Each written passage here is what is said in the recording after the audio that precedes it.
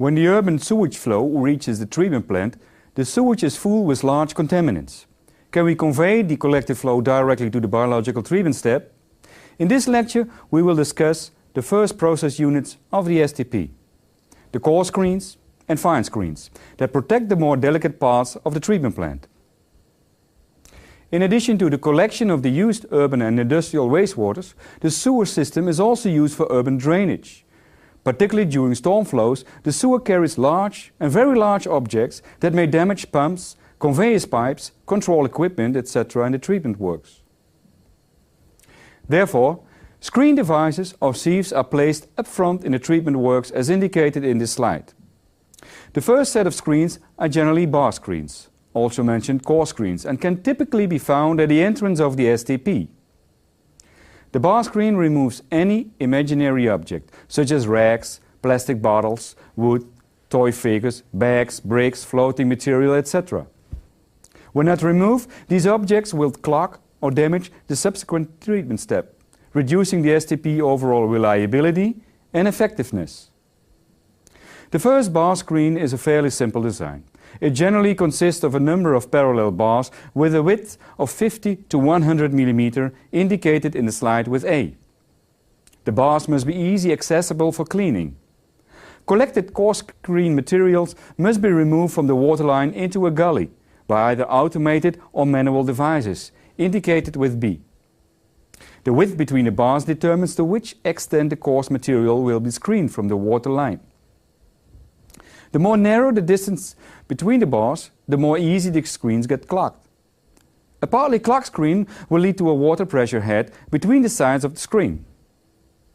To prevent overflooding of the STP in cases of complete clogging, screens are generally equipped with a bypass, as indicated by C in the graph. The different types of bar screens can be classified based on bar width and ways of operation. The coarse screens are characterized by a bar width of 50 to 100 mm and are automatically or manually cleaned. The way of automated mechanical cleaning further differentiates the various screens. The reciprocating screen imitates the movement of a person raking a screen. Generally, all parts that require maintenance are above the waterline. The reciprocating screens are characterized by minimal solids carryover, but they have a limited capacity to handle large or heavy solids. Other bar screen types are the chain-driven screens, the catenary screens, or the so-called continuous belt screens. The latter screen type contains a self-cleaning continuous screening belt with a width of 3 to 8 mm. This type of screen removes fines and coarse solids. In the Netherlands, we generally apply continuous screens as indicated in this picture.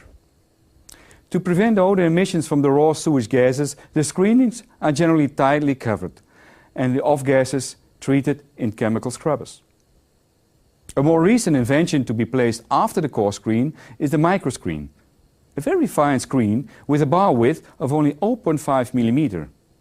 This type of screen not only removes residual coarse material, but also organic matter suspended solids and thus BOD. It used to be functional as a rotating drum or fine belt screen in particularly industrial applications. But more recently, microscreens are also applied for the pre-treatment of domestic sewage. A well-functioning coarse screen ahead of the microscreen is then essential. Microscreen sieving in the Netherlands merely consists of toilet paper cellulose and associated suspended solids. Microscreen sieving is energy-rich material which can be incinerated or on-site digested for energy recovery. Alternatively, cellulose fibers might be recovered from this material. Installment of a microsieve reduces the energy consumption in the aeration tank. But now let's have a look to the major design features of a bar screen. The bar screen is located at the entrance of the STP. The hydraulic approach velocity should exceed 0.4 meters per second. This to prevent settling of the sand in the bar screen channel. Note that for practical purposes, an approach velocity bigger than 0.45 meter per second may hamper the manual raking. To prevent pass-through of debris, the maximum allowable flow velocity through the bars is 0.9 meter per second, based on a clean sieve. The design of the bars is characterized by an angle between the surface water line and the bars of about 75 degrees. The opening between the bars is 50 to 100 mm for coarse screening and 3 to 20 mm for fine screening. The head loss through the screen is generally limited to about 150 mm. A higher head loss may result in pass-through of solids or even over flooding of the treatment plant. The head loss can be easily calculated and is a function of the lateral approach velocity and the pass-through velocity. In the calculation, the empiric friction factor C is included, of which its value depends on the degree of clogging of the screen. C equals 0.7 for a clean screen and 0.6 for a clogged screen. In the questions related to this lecture, we will practice with this formula in the screen design. Other design features of a bar screen include provision of the handling of the screening, such as storage containers, presses or conveyor belts which are connected to truck transport, control equipment that may consist of timers or automated level switches controlling the headless over the screen. Alternatively, the screens are operated as a continuous device. Note that the volumes of the collected screens are quite considerable and amount about 50 liters per 1,000 persons per day.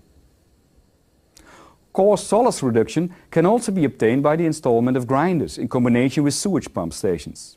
This approach, however, results in an increase in the biodegradable COD in the aeration tanks and thus in the energy requirement of the bioreactor. Therefore, these types of grinders are less and less used and eventually abandoned in the Netherlands. The screen sewage is not yet ready for biological treatment. What else should be removed in the pre-treatment?